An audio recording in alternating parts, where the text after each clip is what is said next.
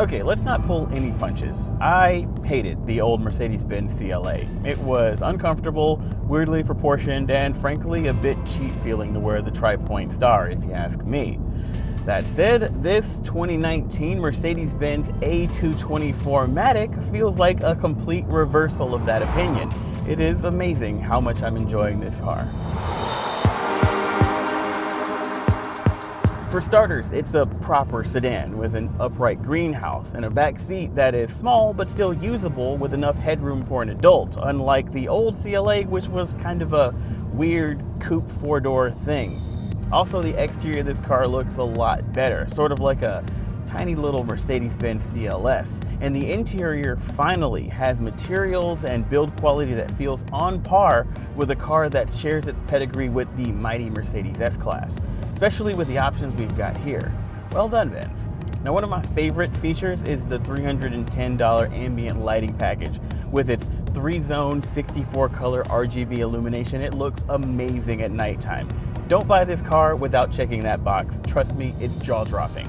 Now, a feature that I'm on the fence about are the kinetic seats, which basically make periodic adjustments to the position of the seat and the seat back to reduce driver fatigue. And yeah, that feels a bit like a poor substitute for an actual massage function, but on longer trips and when you set it to a longer interval, it actually does a lot to reduce fatigue. However, the short interval feels just weird, like the seat's constantly squirming underneath you, and it's only really good for annoying a front seat passenger. Fortunately, you can turn it off and on pretty easily from the menu.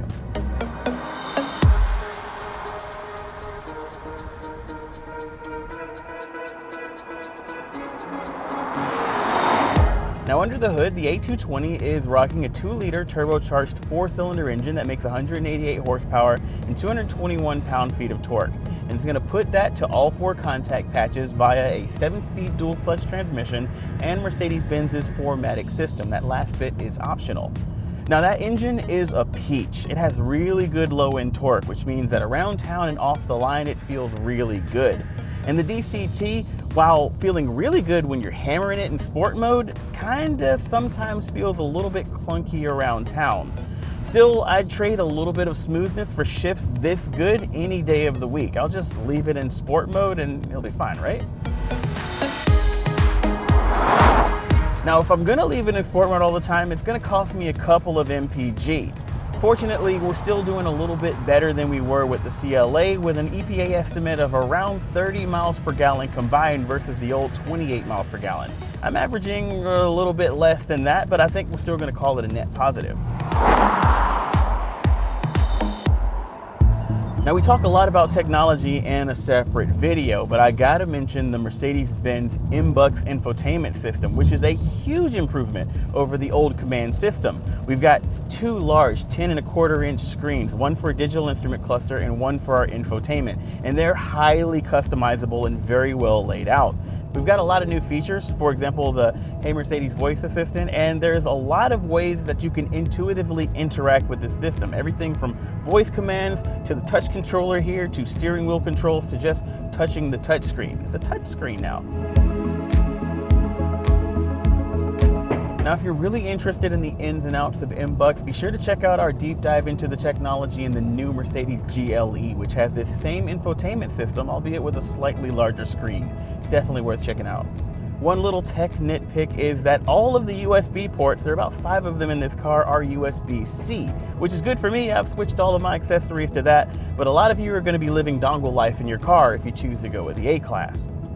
On the safety front, Mercedes' driver aid suite is in full effect here with features like lane keeping steering assist and adaptive cruise control that's smart enough to not just maintain a safe following distance behind a car ahead, but also adjust your speed based on the curvature of the road or your chosen route, or even if the posted speed limit changes. Of course, each of those functions is customizable and individually deactivatable, so you can set the cruise control up the way that you like best. One safety feature I'm having a couple of problems with are the blind spot monitoring system, which has a bad habit of warning me about cars 2 lanes over or 3 or 4 car lengths back, which leads to false positives when I try to merge into a lane that's otherwise empty. And yeah, it's better to be too safe rather than too sorry, but what I really want is for it just to work consistently without me having to second guess it all the time. Overall, Mercedes-Benz's entry point into luxury has gone from being my least favorite car in the class to the car to beat at this price point. And all they had to do was give us a completely new vehicle. Easy peasy, right? Speaking of price points, the A-Class here starts at $33,500, which is competitive with what Audi and BMW are doing at this price point when you consider the destination charges. Still, it's a German car and the starting point is never actually where you end up. We've got like $15,000 worth of options on this bad boy, which brings us to an as-tested price of just under $50,000. Still, the A-Class feels like it's worth every penny.